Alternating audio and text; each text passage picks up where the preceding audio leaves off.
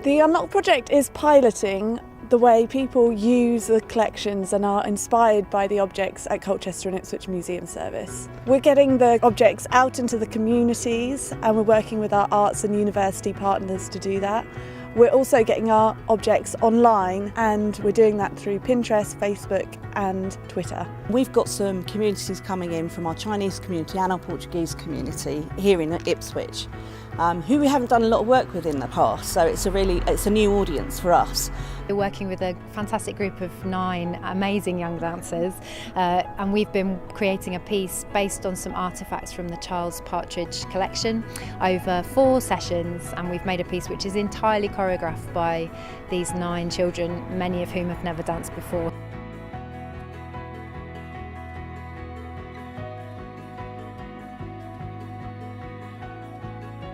It's amazing. Yeah. People work together, that's very engaged. It's been really cool and I really liked making our routines and dances. Oh, it's a really good idea to get all community together. It's a good idea to have children enjoying the museum, because a lot of children, they never come to the museum, they don't even know where is it. So it's a brilliant idea to have every community together. There is around 6,000 people, Portuguese people in the Suffolk, and then they are all now coming to concentrate on the Ipswich. So this is a very good place to start working with all the communities, not only Portuguese. People come from Sao Tome, people come from Nigeria, from Ghana, from Caribbean. So we're trying to work all together now to make all communities stronger.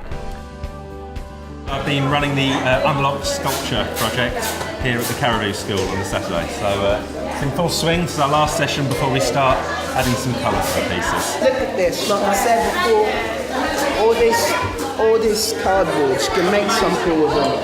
Isn't this just beautiful? She made it. Can you believe that? What she's learnt during those days, you see? They just jumped in, both feet first. It was brilliant, really. So, we did our first introductory moment, just introducing ourselves, and the hands were going up, and they were coming up with stories and ideas based on the objects the museum had brought in. And really, they haven't dipped. It's been great. Today, I'm making work with the art club about the African collection. So we're using it as a basis for every piece of work this term. And today we're looking at a dolly, and the children are interpreting it in whichever way they like. We're using different shapes and fixing them together in a number of ways. It's lovely to have this sort of really old object, beautifully kept and out in the open for people to really get a good look at rather than behind glass. It's a beautiful thing, yeah. We were contacted by the museum to create a short game about the new Unlocked collection. So I took that as an opportunity to make a child-friendly game with all cartoony animations based off all the objects. I think it's really good that museums are trying to digitalise, because it just means that families, kids can kind of get in touch with them at home, and they don't have to come in and look at objects behind glass and such. They can actually, on their own computer, see all of the objects for themselves. It just makes the whole process a lot more interactive, and it just makes it a lot more interesting and engaging for all of the people who come to see it.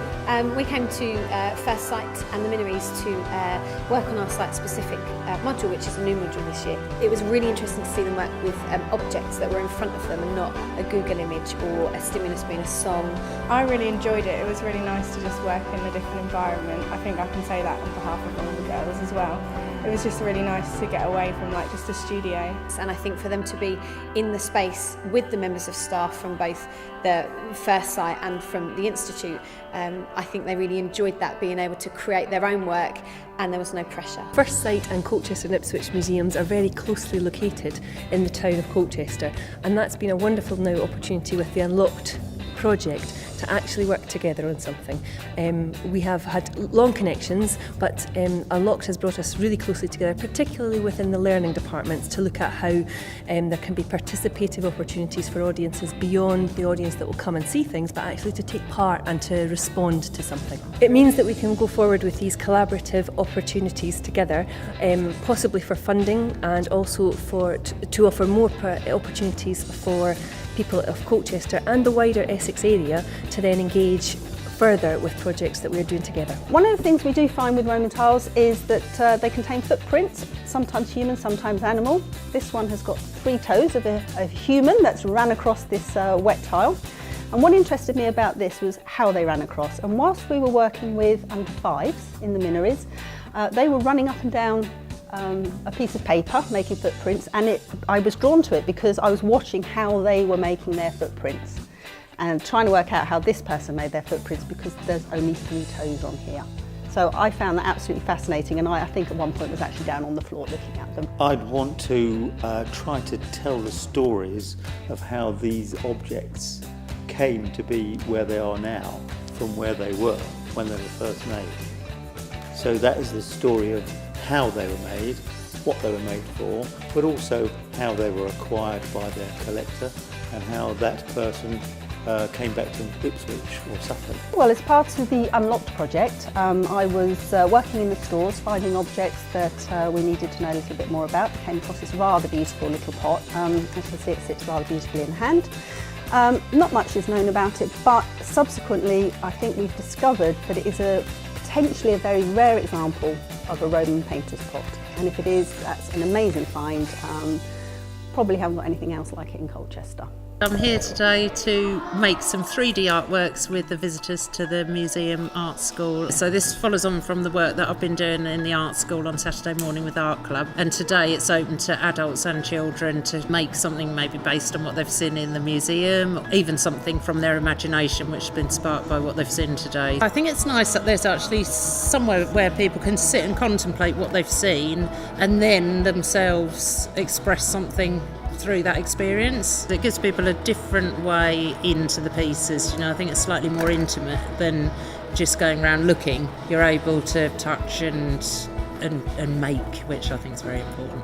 So I want every one of you to think about something that you could contribute here. What it could be about a story, it could be something about how you think it was made, why it was made, what you think its name is, what it does. It really is up to you. Just let your imaginations go wild.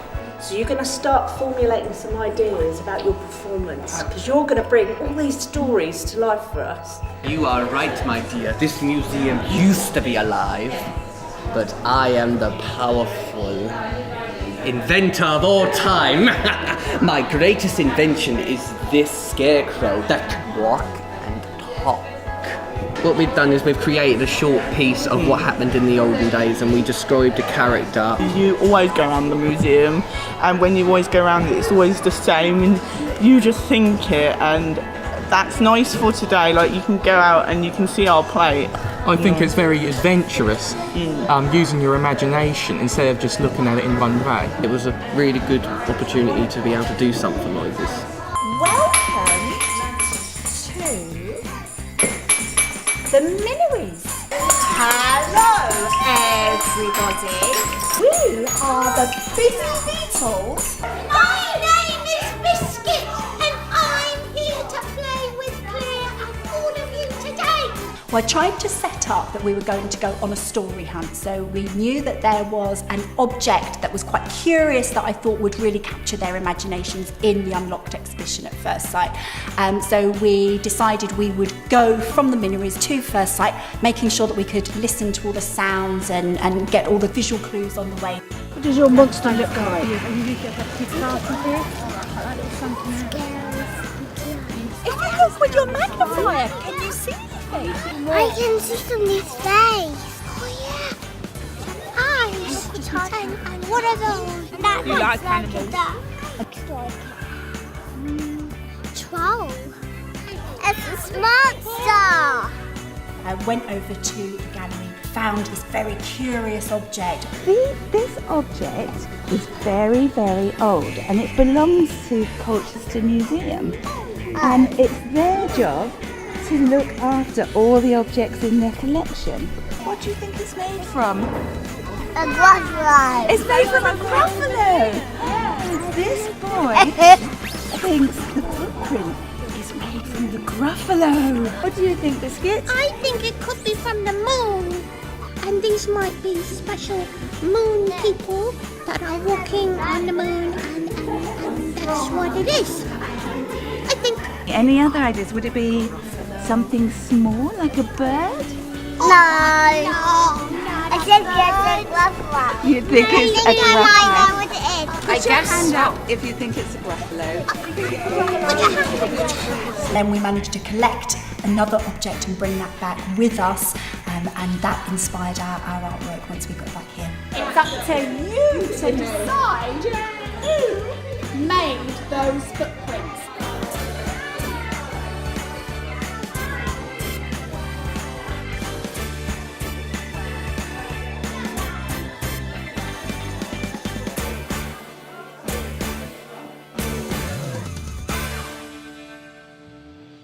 I think a lot of the sort of work on this project is all about actually changing people's minds about museums. They're fun places, they're inspirational places. They're not just here to learn facts and figures and about the past, but it is a place where people can come on their own journey. And it's all about us showing as an organisation that we want people to come in and use us, and theatre, dance, write a poem, do whatever you like. But the whole idea is for us to make sure that people have that opportunity to have their own voice heard and their own stories heard.